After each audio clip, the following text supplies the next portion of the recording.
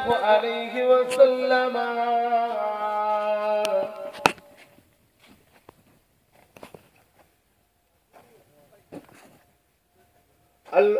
العلماء ورثة الأنبياء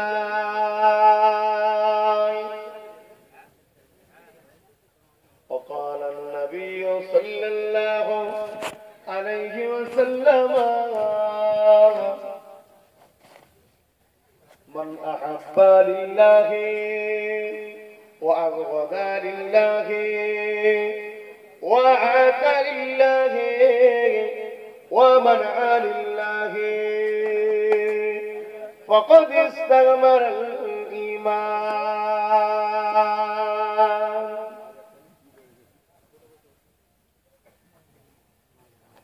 प्यारे हाजिरान मजलिस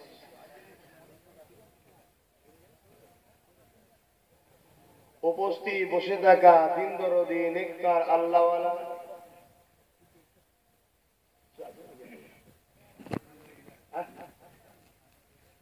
আর মজা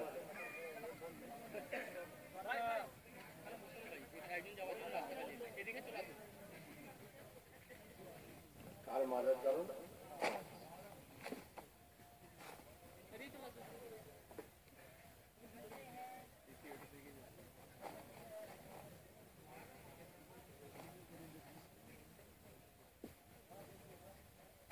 प्यारे हाजिराने मजलिस এখনো মানুষ অন্ধকারে আছে এখনো মানুষ বাজারে ঘোড়া দেয় বড় দুঃখ ভাই সংস্কারের মধ্যে আছো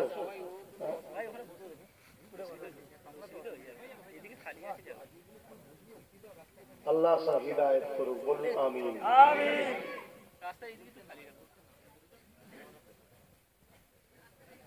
উপস্থিত বসে থাকা দিন দরদি নেককার আল্লাহওয়ালা নামাজি রোজাদার হাজী আলেম উলামা হাফেজে কোরআন আমার মুরব্বিয়ান চাচাজান বোনেরা আমার জন যুব ভাইয়েরা আমার সমবয়স্ক নওজোয়ান তরুণেরা দূর দূরান্তে অবস্থিত আমাদের এই সকলের মা ও বোনেরা আল্লাহ পাকের দরবারে শুকরিয়া আপনাদের এই দেওরা গ্রামে বিশ্ব নবী দিবস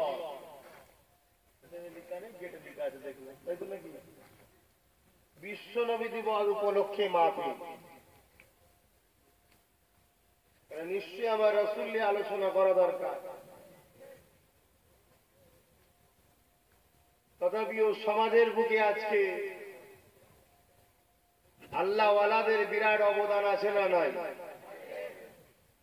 সমাজের বুকে আজকে আল্লাহ ওয়ালাদেরকেও মানুষ অস্বীকার করছে সেই হিসেবে আল্লাহ ওয়ালাদের নিয়ে একটু বলা দরকার আবার সাথে কিছু সুযোগ সন্ধানী প্লেয়ার ভণ্ড আল্লাহ ওয়ালা সেজেও বসে গেছে এটাও একটু চিনাও দরকার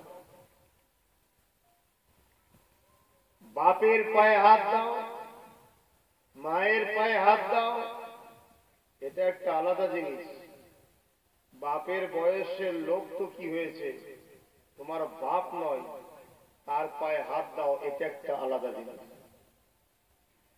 আল্লাহ ওয়ালাকে ধরা একটা আলাদা জিনিস আল্লাহ ওয়ালা সাজালোককে ধরা আর একটা আলাদা জিনিস প্রকৃত আল্লাহ ওয়ালাকে তো ধরতেই হবে কারণ এরা হলো আমাদের পথ প্রদর্শক গাইডম্যান এরা আমাদেরকে আল্লাহ আল্লাহর রাসূলের রাস্তা দেখাবে জোরে বলুন সুবহানাল্লাহ কিন্তু যাকে ধরবে সে যদি নিজেই রাস্তা না চেনে দেখাবে কি করে ঠিক তো না এমন ব্যক্তিকে ধরতে হবে সে যেন আল্লাহ আল্লাহ রাসূলের রাস্তায় চলে সে রাস্তা চেনে তবে তো সে আমাকে চিনাবে যে অঙ্ক পারে না তার কাছে অঙ্ক শিখতে যাওয়াটা মূর্খের পরিচয় যে ইংলিশ জানে না তার কাছে ইংলিশ শিখতে যাওয়াটা মূর্খের পরিচয় যে কোরআন পড়তে জানে না তার কাছে হেফজ শিখতে যাওয়াটা মূর্খের পরিচয় যে হাদিস পড়তে জানে না, হাদিস বোঝে না, তার কাছে হাদিস জানতে যাওয়াটাও মূর্খের পরিচয়। তাহলে হাদিস জানতে গেলে মুহাদ্দিসের কাছে যেতে হবে, কোরআন জানতে গেলে হাফেজ, পড়তে গেলে হাফেজের কাছে যেতে হবে, শুদ্ধ করে পড়তে গেলে কারির কাছে যেতে হবে। ঠিক তেমন আল্লাহ ওয়ালা হতে গেলে আল্লাহ ওয়ালাদের কাছে যেতে হবে। জোরে বলুন সুবহানাল্লাহ। কিন্তু আল্লাহ ওয়ালাটা কি, কারা আল্লাহ, সেটা একটুখানি বোঝাতে হবে। আসেন আমার নবীর মিলাদ, বিশ্ব নবী দিবস, তাম বিশ্বের নবীদের নবী মুহাম্মদুর রাসূল। জোরে বলুন সুবহানাল্লাহ। আমার নবীকে আল্লাহ সৃষ্টি না করলে লাউলাকা লামা খালাকতুল আফলাক, না ये जमीन হতো, না আসমান হতো, না চাঁদ হতো, না सितारे होता, ना आदम सफीउल्लाह होता, ना ईसा रूहुल्लाह होता। मोहम्मद रसूल के खातिर तो खुदा ने तमाम कायनात को बनाया। खुदा तो जाहिर ना थे, खुदा तो छुपा हुआ था।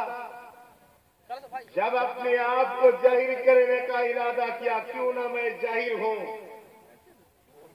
तब खुदा ने हुक्म किया कुन हो जा, हो गया, फयकुन हो गया। एक नूर जिसके नाम खुदा ने रखा मुहम्मदुर रसूल। जोरे बोलो सुबहानअल्लाह। ये नूर मोहम्मद है, ये नाम खुदा ने रखा, अल्लाह ने रखा। आसमान आलू के लिए अहमद, जमीन आलू के लिए मोहम्मद सल्लल्लाहु अलैहि वसल्लम। এই নবীর উপলক্ষে মাহফি, যার কে আল্লাহ এত নিয়ামত, এত নিয়ামত, এত দয়া, এত রহমত করে পাঠিয়েছে, যার কথা বলে আমার মতো নগণ্য বান্দা শেষ করতে পারবে না। হয়তো কেউ এসে বলতে পারে আমি পারবো, কিন্তু আমি পারবো না। কেন, রাসূলের সব থেকে কাছের ব্যক্তি আল্লাহ নবীর শ্বশুর এবং নবীর প্রথম সাহাবী সিদ্দিক আকবর, তিনি নিজে বলছেন আমার রাসূলের সাথে এতদিন থেকে আমি একটাই অভিজ্ঞতা হলো, একটাই রাসূল সম্বন্ধে আমি বুঝতে পারলাম, আমার রাসূল সম্বন্ধে পুরো বুঝতে একজনই পারে, যিনি সৃষ্টি করেছে। জোরে বলুন সুবহানাল্লাহ। তাছাড়া ইনাকে চেনা দ্বিতীয় কারো কাজ নয়। কথা বুঝলেন? তিনি যদি ও কথা বলে আমি ফুটানি দেখাতে গেলে হবে? দুনিয়ার লোক হয়তো আমাকে বিরাট সাবারসি দেবে, বিরাট বড় হুজুর, বিরাট বড় মাওলানা ভাববে, কিন্তু কবরে গেলে আমার ঘোড়ায় ফাঁক থাকবে না। বাবা দরকার নেই ভণ্ডমি করে জিন্দেগি কাটাবার। দুদিনের দুনিয়ার আয়েশ আরামকে লাথি মারো, আখেরাতে শান্তি তালাশ করো, আল্লাহ ওয়ালা হয়ে যাও। আল্লাহ ওয়ালা তারাই হবে যারা আমার নবীকে ভালোবাসে। আর আমার নবীকে যারা ভালোবেসেছে তাদের থেকে শিক্ষা নিতে হবে, তাদের মতো ভালোবাসতে হবে, নিজেদের খেয়াল খুশি মতো নয়। কেন আসাবিকান নুজুমি বিআইদিহি ইক্তাদাইতু বিহিতাদাইতুম, আমার রাসূল জানিয়ে দিলেন আমার সাহাবারা হলো আকাশের তারকারাজি নাই, যাকেই ধরবে হিদায়াতের আলো পাবে। জোরে বলুন সুবহানাল্লাহ। তাই আমরা নবীকে ভালোবাসবো, ওই রকম ভালোবাসবো যেমন সিদ্দিক আকবর বুঝেছে। আমরা নবীকে মানবো, ওই রকম মানবো যেমন ফারুক আজম মেনেছে। আমরা নবীকে ভালো ধরবো, ওই রকম ধরবো যেমন উসমান গনি ধরেছে। আমরা নবীকে প্যার করবো, ওই রকম প্যার করবো হযরতে শেরে খোদা আলী যেমন মোহাব্বত করেছে। জোরে বলুন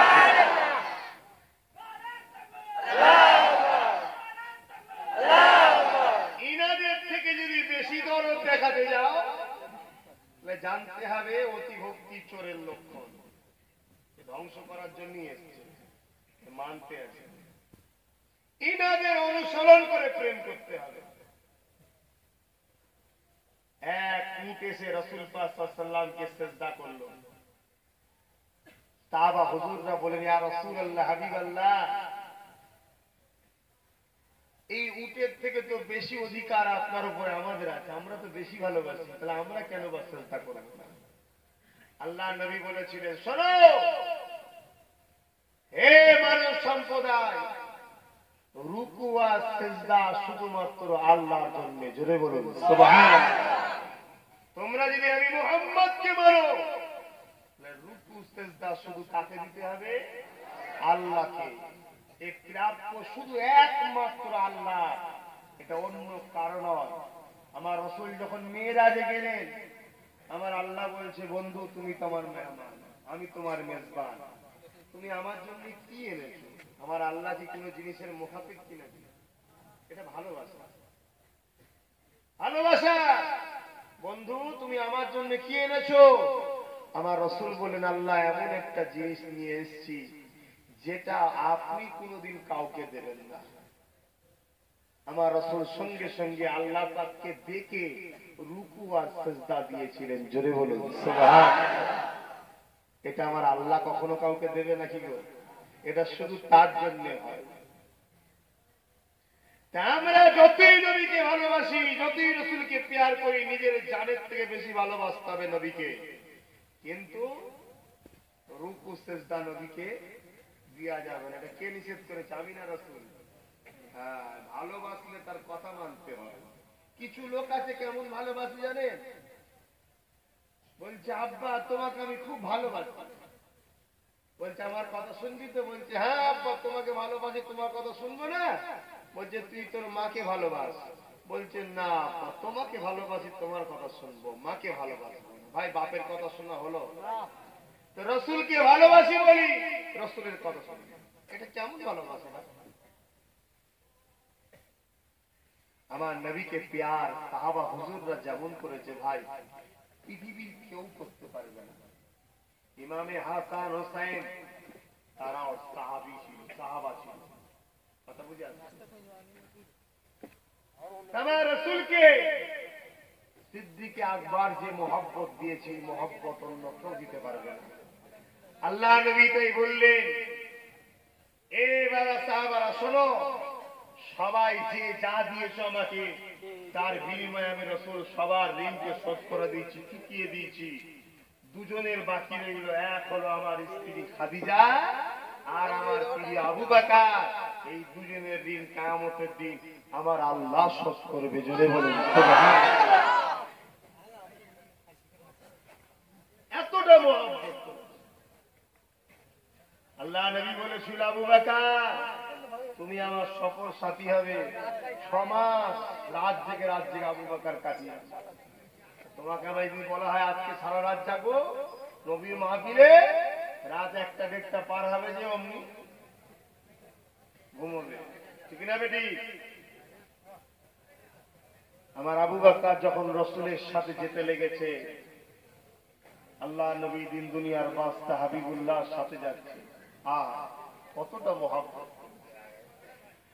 আল্লাহ নবী এমনি বলে যাইলে, এ বাবা সাহাবারা, আমি রাসূলুল্লাহ ইন্তিকাল করার পরে আমার রওজা পাশে আমার আবু বকরকে দাফন করবে।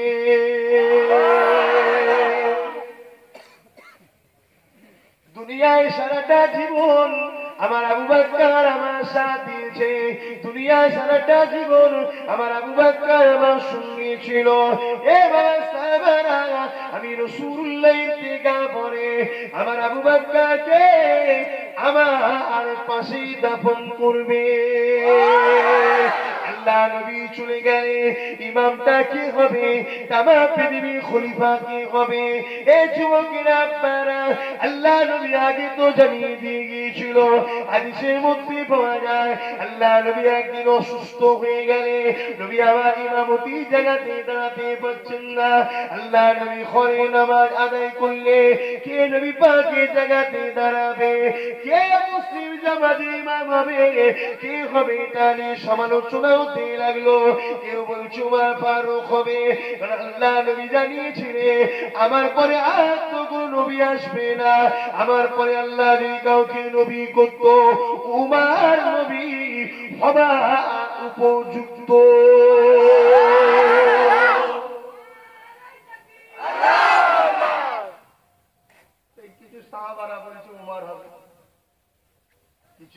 উসমান গনিকে রাসূল দুটো মেয়ের সাথে বিবাহ দিয়েছে, একটা ইন্তেকালের পর আবার একটা দিয়েছে।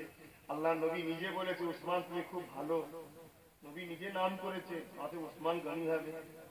কিছু লোক বলছে না, ছেলে খোদা আলী হবে, রাসূলের জামাই। এবং আল্লাহ নবী প্রতিটা যুদ্ধে আগে আলীকে খুঁজতো, কোথায় গেল আমার আলী, আলী যুবক ছিল, অত আলী হবে। আবার কিছু সাহাবা বলছে না, হযরত আবু বকর সর্বপ্রথম কলেমা পড়েছে, আবু বকর হবে, রাসূলের প্রথম সাহাবী। এই সাহাবাদের মধ্যে মতনৈক্য হতে হতে হতে হতে কিছু সাহাবা হুজুর নামাজের ওয়াক্ত চলে যাচ্ছে, দেরি হয়ে যাচ্ছে, হযরত ওমরকে ইমামতির জায়গাতে ঠেলছে। আল্লাহ নবী অসুস্থ অবস্থাতেই ডাক দিয়েছিলেন, ও সাহাবারা খবরদার, ওমর নয়, উসমান নয়, আলী নয়, আমার পরে তামাম পৃথিবীর খলিফা হবে আবু বকর। জোরে বলুন সুবহানাল্লাহ। এই ইজ্জতটা কে দিল? আবু বকরের। আমার রাসূল, রাসূল যা বলে কার হুকুমে বলে? সন্দেহ আছে নাকি আপনাদের? নবী ভুল করেছে সন্দেহ আছে? নবী ভুল করে মনে হয়? সাহাবাদের মধ্যে ভুল আছে মনে হচ্ছে? খুব সাবধান, সাহাবাদের ভুল হলে সাহাবাদের শিক্ষকের ভুল থাকবে, হুশ করে কথা বলতে। মুসলমান ছেলেমেয়েরা, বারা বোনেরা, এ নবী পাকের প্রেমিকেরা, এ রাসূলের দিওয়ানারা, সমাজের বুকে একটা দল আছে যারা মুসলমান দাবি করে, যাদেরকে শিয়া বলা হয়। কি বলে? এরা মুসলমান দাবি করে। ইমামে আযম, এমনকি ইমামে হযরতে গৌসুল আযমকে আপনারা মানেন?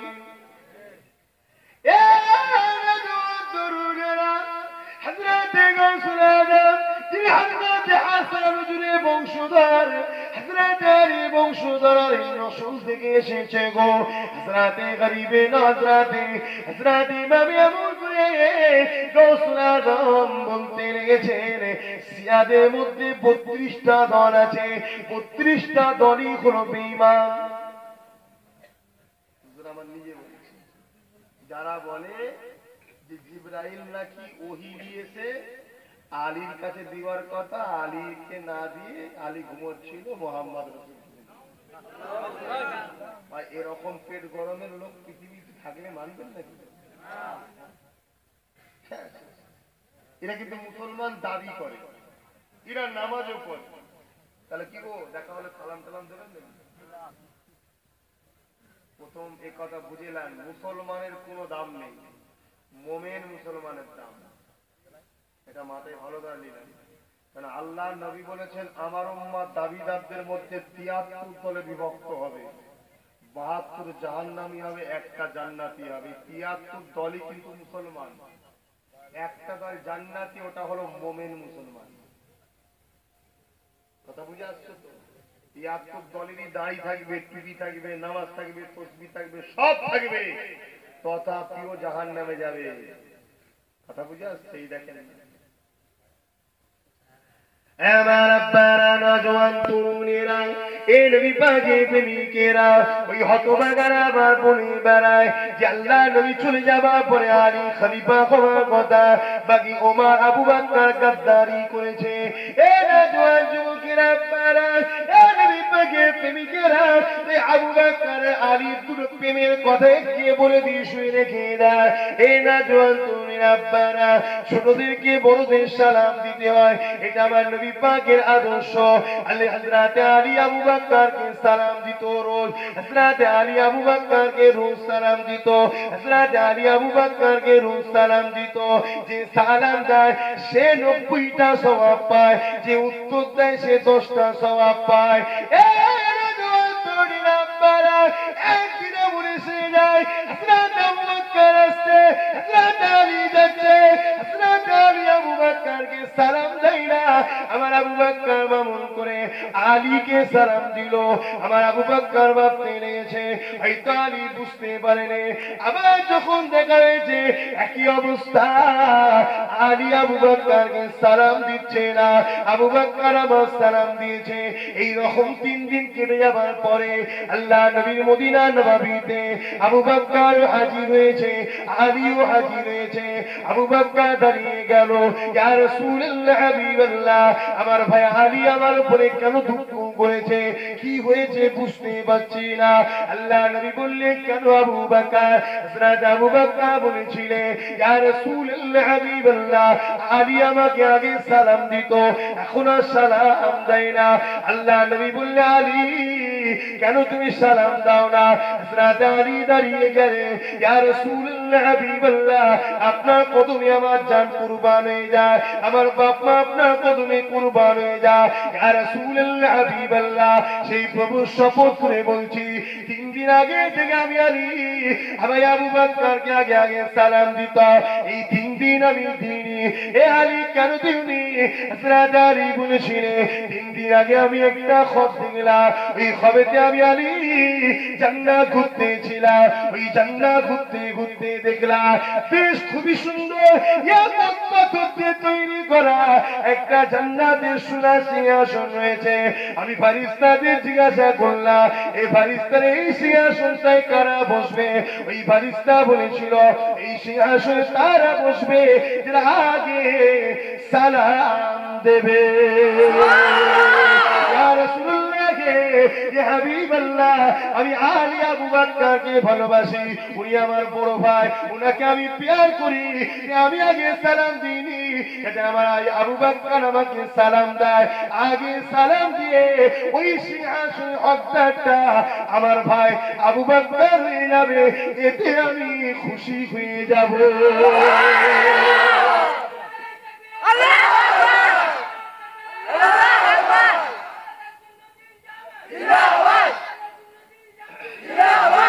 তাদের মধ্যে প্রেম দেখেন, আমরা ফাটা কপালে নিজে খাবার জন্য দল করি, শুধু খাবার কারণে কিছু নাই ভাই। একসাথে থাকলে ভাগে কম হবে, দল ভাগ করলে আলাদা করে ভালো ছাড়বে। তাদের মধ্যে কত মিল আর আমরা লড়াই করছি, ফাটল ধরাচ্ছি। এরা সমাজে বেরিয়েছে তো ভাই, এটা তাই বুঝিয়ে দিয়েছি, অসুবিধা হচ্ছে না। আর আলী সম্বন্ধে রাসূলের প্রথম সাহাবী আবু বকর কি বলেছে এটা শুনুন। কুরবান করে দাও আলীর কদমে আমাদের চান। কতটা নিয়ামত আল্লাহ হযরত আলীকে করেছে, জোরে বলেন সুবহানাল্লাহ। কি নিয়ামত আমার নবী, সাহাবা তো সাহাবা, একটা আল্লাহর নিয়ামত হয়েছে। তাদের কদমে পড়ে থাকো, তাদেরকে ভালোবাসো, ভালোবাসো তাদের মতো ভালোবাসো যে ভালোবাসাটা তারা পছন্দ করে, যে ভালোবাসাটা পছন্দ করেন ও ভালোবাসাটা করতে কেউ না, লেবে না তোমার ভালোবাসা। আম্মা জান হযরত আয়েশা সিদ্দিকা রাদিয়াল্লাহু তাআলা আনহা, ঘরের কথা বাইরের কেউ জানে না, ঘরে বাপ বেটিতে কথা হচ্ছে, হুজুর আমি দেখেছি যে মাহফিলে আলী থাকে, শেরে খোদা আলী থাকে, আব্বাজান আপনি মাহফিলে যখনই আসেন, আসা থেকে একভাবে আপনি আলীর মুখের দিকে তাকিয়ে থাকেন। তাকানোর কারণটা কি? পৃথিবীর কেউ জানে না। হাদিসটা আম্মা জান আয়েশা থেকে রয়াত হচ্ছে, ঘরের মামলা, যদি নিজেদের মধ্যে অশান্তি থাকতো তা হাদিস চেপে দিলে পৃথিবীর কেউ জানতো? মুনাফিকদের ষড়যন্ত্র, এসব অশান্তি লাগাবার, এসব মুনাফিকদের কাজ। এখানে হযরত আবু বকর সিদ্দিক বলছে, আয়েশা আমি আজকে তুমি যখন জিজ্ঞাসা করেছো একটা কথা বলছি, যে কথাটা পৃথিবীর কেউ জানে না। আল্লাহ নবী আমাকে একদিন ডেকে বলেছিল, আবু বকর, ইয়া রাসূলুল্লাহ, আমার আলীকে আল্লাহ কি নিয়ামত করেছে, জিবরাইল আমাকে জানিয়েছে কি নিয়ামত করেছে হুজুর। আল্লাহ নবী বলেছে, আবু বকর, আমার আলীকে আল্লাহ এত নিয়ামত করেছে, আমার আলীর দিকে তাকিয়ে থাকা এটাও একটা ইবাদত। বলুন না সুবহানাল্লাহ। এটা কেউ জানে না, আমি আবু বকরকে রাসূল ডেকে বলি, তাই আয়েশা রে, আমি যখনই আসি আলীকে দেখতে পেলে আলীর দিকে তাকিয়ে থাকি, কেন যতক্ষণ তাকাবো ততক্ষণ ইবাদত হবে, সওয়াব হবে। জোরে বলুন সুবহানাল্লাহ।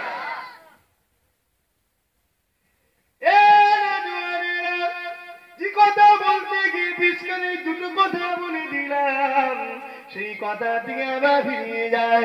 আমার রাসূলুল্লাহ বলেছিলেন, আমি ইন্তেকালের পরে আমার লাশে মুবারক যেখানে দাফন করা হবে, আমার জিসম মুবারক জাদ্দাসের ভিতরে আমার আবু বকরকে আমার পাশে দাফন দেবে। এই বলে আল্লাহ নবী দুনিয়াতে পর্দা নিলে এই সুখীর আব্বারা তরুণেরা আল্লাহ নবী মরানা জিন্দা একটু আওয়াজ দিয়ে বলবেন অবশ্যই নবী আমার জিন্দা, কোনো সন্দেহ নেই। আল্লামা কাসেম নানতুবি যিনি দেওবন্দের মাদ্রাসার প্রতিষ্ঠাতা, তিনি নিজের কিতাবের মধ্যে লিখে দিচ্ছে আমার নবী পাক হলেন হায়াতুন নবী। এখন কিছু দেওবন্দি সেজে ওহাবি ঘুরছে, কথা বুঝছেন না? দেওবন্দি সেজেছে কিন্তু ওহাবিরা এরা আমার নবীকে মরা বলছে, আর অথচ দেওবন্দ মাদ্রাসার প্রতিষ্ঠাতা রসুলকে হায়াতুন নবী বলছে। আশরাফ আলী থানভী রসুলকে হায়াতুন নবী বলছে। বেরেলিদের পীর সাহেব আলা হযরত আহমদ রেজা খান তিনি নবীকে হায়াতুন নবী বলছে। আমার পীর জামানার মুজাদ্দেদ দাদা হুজুর নবীকে হায়াতুন নবী বলছে। জোরে বলুন সুবহানাল্লাহ। সাহাবা হুজুররা রসুলকে হায়াতুন নবী বলছে, কোরআন রসুলকে হায়াতুন নবী বলছে। জোরে বলুন সুবহানাল্লাহ।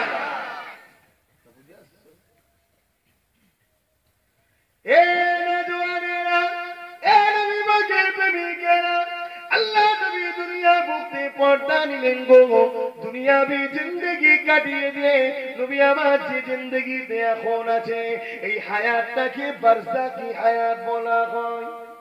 কি হায়াত বলে? বারজাকি হায়াত।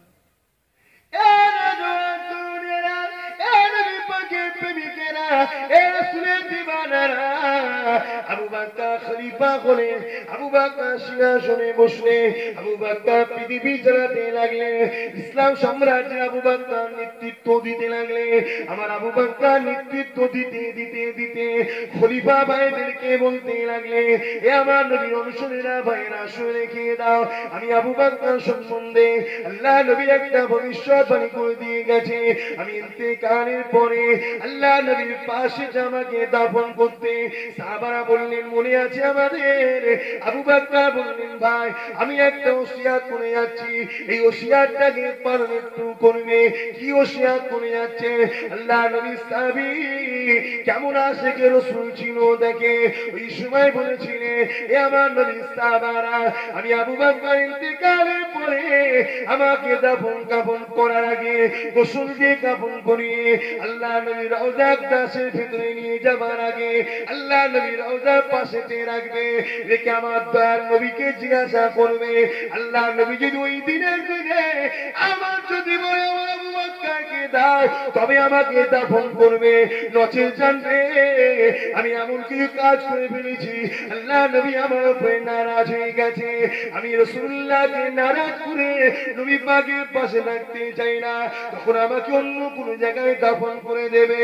এই যুবকের আব্বারা এ থেকে বোঝা যায় আমার আবু বকরও জানে আল্লাহ নবী হায়াতুন নবী, এই নবীকে জিজ্ঞাসা করলে আল্লাহ নবী জবাব দেবে, এই জন্যই তো জিজ্ঞাসা করতে বলেছে।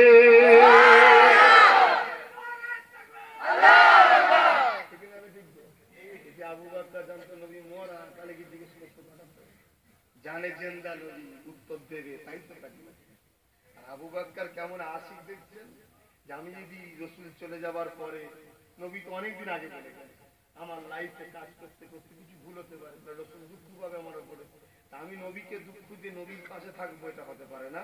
অতএব আমি ইন্তেকালের পরে আমার লাশকে নিজে রাখবে, নবী পাককে জিজ্ঞেস করবে, নবী পাক যদি উত্তর দেয় যে হ্যাঁ দাও তবে দেবে, যদি উত্তর না আসে তাহলে অন্য জায়গায় আমাকে দাফন করতে হবে।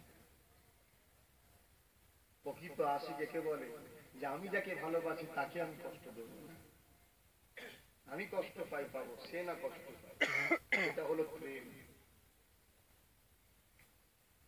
আল্লাহ নবী সাহাবীর কথা মতো ইন্তিকাল হওয়ার পরে গোসলটা দিয়ে দাফন কাফন করিয়ে দিয়ে আল্লাহ নবীর রওজা গাছের সামনে রেখে দিয়ে আল্লাহ নবী জামাতা শেরে খোদা আলী আল্লাহ নবী রওজা গাছের ভিতরে গিয়ে সালাম দিতে লাগলে, আসসালামু আলাইকা রাসূলুল্লাহ হাবিবাল্লাহ ইয়া রাহমাতাল লিল আলামিন ইয়া রাসূলুল্লাহ, আপনার আবু বকরকে আপনার কাছে নিয়ে এসেছি। হুজুর আপনি দাফন করতে বলেছিলেন, কিন্তু আমরা আবু বকর বলেছিল একবার জিজ্ঞাসা করতে, ইয়া রাসূলুল্লাহ হাবিবাল্লাহ, হুজুর আপনি বলেন আবু বকরকে কি আপনার রওজা গাছের ভিতরে দাফন করব? ইয়া রাসূলুল্লাহ হাবিবাল্লাহ, আপনার পাশে কি দাফন করব?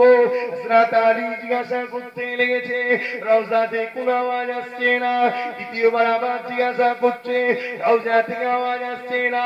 এ নজওয়ানেরা সামাউদুররা কাঁদতে লেগেছে, না জানি আমাদের ভাই আবু বকর কিছু ভুল করে ফেললো নাকি, আল্লাহ নবী কি নারাজ হয়ে গেল। তাদের উপরে একে অপরে কত মহব্বত দেখে, কত ভালোবাসা দেখে, তাদের মধ্যে হিংসা ছিল না, আজকে আমাদের মধ্যে হিংসা ঢুকে গেল। এই যুবকেরা আব্বারা তরুণেরা তিনবারের পরে যখন হযরত আলী জিজ্ঞাসা করেছিল, সঙ্গে সঙ্গে রওজা গাছের ভেতরটা এমন করে নূর আর নূর হয়ে যায়, আওয়াজ আসতে লেগেছে, এ আলী রে কোন আবু বকরের কথা তুমি আমি মুহাম্মদকে জিজ্ঞাসা করছো? যে আবু বকর আমার দুঃখের দিনে সাথী ছিল, তামাম মক্কা কাফিররা যেদিন আমাকে মেরেছিল ওই কাবার পাশেতে আমি আবু বকরকে নিয়ে খুনদাওয়াত দিতে গিয়েছিলাম, কাফিররা আবু বকরকে মেরেছিল, আমার আবু বকর অজ্ঞান হয়ে গিয়েছিল, আমি মুহাম্মদ অজ্ঞান হয়ে গিয়েছিলাম, আমার আবু বকরকে তামিল গোত্রের মানুষেরা ঘরে তুলে নিয়ে চলে গিয়েছিল, আমি রাসূলুল্লাহর হসপিটালে যাবার পরে আবু বকর বলে ডাক দিয়েছিলাম, আবু বকরের আওয়াজটা পাইনি, কারণ আবু বকর তখন অজ্ঞান হয়েছিল, আমি মুহাম্মদ বাঁচিয়েছিলাম। ও রাব্বি আল্লাহ পাক আমার আবু বকরকে আমার কাছ থেকে কেড়ে নেবেন না। একটাই মাত্র হয়েছে, আল্লাহ কেড়ে নেবেন না। আল্লাহ নবীর দোয়া কবুল হতে দেরি হয়? নবী শুধু অন্তরে অন্তরে ভেবেছে, আল্লাহ ইহুদিরা টিটকিরি মারছে, বাইতুল মুকাদ্দাসের দিকে মুখ করে নামাজ পড়ছি বলে, আল্লাহ ইব্রাহিম নবী আমার বাপ তৈরি করেছে কাবাটাকে আমাদের জন্য কিবলা করে দাও না। মনে মনে নামাজে দাঁড়িয়ে দাঁড়িয়ে, কি গো নামাজে দাঁড়িয়ে এদিক ওদিক তাকালে আল্লাহ খুশি হয়? কিন্তু আমার রসুল যখন তাকাচ্ছে আল্লাহ বলছে, ফেরেশতা যাও, আমার হাবিবের তাকানোটা আমার পছন্দ হয়েছে। জোরে বলুন সুবহানাল্লাহ। নবী মানুষ, আমরা মানুষগুলোকে এক করে দিলে হবে না ভাই, মানুষ পেশা কিন্তু আমাদের মতো না। বুঝে আসছে তিনি কেমন মানুষ, যিনি সৃষ্টি করেছেন তিনি ভালো বোঝে, তোমাকে আমাকে বেশি বুঝতে হবে না। ছোট memory 4GB memory 16GB load লিখে গেলে হ্যাং হয়ে যাবে। কথা বুঝে আসছে, লাস্টে জাহান্নামে ঢুকবে। শুনি কথা বোঝো, কথা বোঝো, দিনকাল খুব খারাপ আসছে। আজকে এত মার খাচ্ছে পৃথিবীতে মুসলমান কেন? 100-র মধ্যে 99টা বেঈমানে বসে আছে, বুঝলি তো মার খাচ্ছে। কথা বোঝার চেষ্টা করে। আর এই বেঈমান বানাবার জন্য ইহুদি খ্রিস্টানরা উঠে পড়ে লেগেছে। তারা তো ডাইরেক্ট পাচ্ছে না, বহুত লড়াই করেছে ইসলামকে মিটাবার জন্য, যুগ যুগ ধরে বহুত চেষ্টা করেছে, কিন্তু মুসলিম মুজাহিদদের কাছে প্রতিটা বারে হার মানতে বাধ্য হয়েছে। জোরে বলুন সুবহানাল্লাহ। কেন? মুসলমানদের পক্ষে কেউ না থাকুক, সেই কবির আল্লাহ আছে। জোরে বলুন সুবহানাল্লাহ। আমার আল্লাহ সাহায্য হয়েছে, প্রতিবারে ওরা হেরেছে, ওরা দেখে নিয়েছে এদের সাথে পারবো না লড়াই করে, এদের সঙ্গে ঘুমে পারবো না, এদের কাছে বোম নিয়ে দিকে ঘুম মারলে এরা শেষ করে দেবে। কথা বুঝছেন না? বাগদাদের বুকে হাজারো বোম মারলো, ফাটলো, ওরা দেখে নিয়েছে হচ্ছে না, হচ্ছে না, এত বোম ফেলছি একটাও ফাটছে না, অন্য জায়গায় ফেলছি ফেটে যাচ্ছে, আবার দিক ঘুরে সেই বোম এখানে ফেলছি। এই ব্যাপারটা কি? গাউসুল আজমের ফয়েজ চলছে, পাওয়ার চলছে। আল্লাহ আমার বুকে যারা বাস করছে একটা না তুমি মরে, আল্লাহ তোমার কাছে আমি ভিক্ষা চাইলাম, গৌসুল আজমের দোয়া আল্লাহ কবুল করলে সবাইকে বাঁচিয়ে দিচ্ছে। তোরা দেখলে এভাবে হবে না, এক কাজ করা যায় কি, এই যতগুলো তলায় আছে এগুলোকে প্রথম কাফের বানাতে হবে, সব কটাকে প্রথম কাফের বানাতে হবে। বেঈমান না বানালে এদের ঘরে মারা যাবে না। যতক্ষণ এদের পক্ষে ঈমান থাকবে এদের জন্য দোয়া চাওয়ার লোক ভালো আছে। এরা দোয়া চাইলে কবুল না হলো এদের দোয়া চাওয়ার লোকটা ভালো আছে। কথা বুঝতেন না, বোঝেন না? কিন্তু ঈমান আছে বলে দোয়াটা কবুল হচ্ছে। এদের ঘরে প্রথম বেঈমান বানাতে হবে। হ্যাঁ, বেঈমান কি করে বানানো যাবে? মনি সাহেব পারবে, ঠিক না? ইমাম সাহেব পারবে, তা ঠিক পারবে না? ওই রকম ইহুদি খ্রিস্টানরা ব্রিটেনের মাটির তলায় মাদ্রাসা করলো, সেই মাদ্রাসায় হাজার হাজার ছেলেদের ঘরে পড়াচ্ছে, পড়িয়ে কি কি করলে মুসলমানদের ঈমান যায় সেই সব কাজগুলো আস্তে আস্তে এদের মধ্যে ঢোকাও, আস্তে আস্তে আস্তে আস্তে আস্তে আমাদের মধ্যে ঢোকায়। কথা বুঝে আসছে? বড় দুঃখের বিষয় রে ভাই, এখন আমরা পীর মানি, মুর্শিদ মানি, আবার কিছু পীর বেরিয়েছে গেঁজা খায়, সে বলে আমি পীর সাহেব। নামাজ পড়ে না, বলছে পীর সাহেব। দাঁড়িয়ে ছেটে ছেটে লেলিন কান্তি হয়ে যাচ্ছে, বলছে আমি পীর সাহেব। এইরকম ভাবে হাজার দিক দিয়ে আমাদের ঘরে বেঈমান বানাবার একটা ষড়যন্ত্র চলছে। আমরা আম মানুষ, ওরই মানতে হয়। ও পীরের বাচ্চা যখন বলছে আমি পীর সাহেব, বোড়া বলছো তোমার মেয়েটা কোথায় পাঠাবে, এদিকে ঘরের ভেতরে যে শরিয়াতে হারাম, কোন শরিয়াতে পেয়েছো বেগানা নারীকে নিয়ে পীর সাহেব ঘরের মধ্যে একটা কথা বলবে, কোন শরিয়াতে আছে? এইভাবে আমাদের ঘরে আস্তে আস্তে আস্তে আস্তে বেঈমান করছে। আর আমরা পীর, হ্যাঁ পীর মানতে হবে। যে পীর মানে নেই তার পীর হলো শয়তান। কিন্তু পীরটা কে? ফার্সিতে পীর বলে, আরবিতে মুর্শিদ বলে। মুর্শিদটা কে? যার মধ্যে দুটো এলেম আছে, একটা জাহিরি অপরটা বাতিনি। নিজেও পর্দা করে, মুরিদকেও বলে বাবা তোমরা পর্দা করবে, এই তোমার মেয়েদেরকে পর্দা করাবে। এ হলো হাক্কানি পীর। ছেলে মেয়ে একসাথে হই হই করা, ঢোল তবলা কাওয়ালি দিয়ে হই হই করা, এগুলো শরিয়াত, এগুলো শরিয়াতে হারাম। চ্যালেঞ্জ করে যাচ্ছে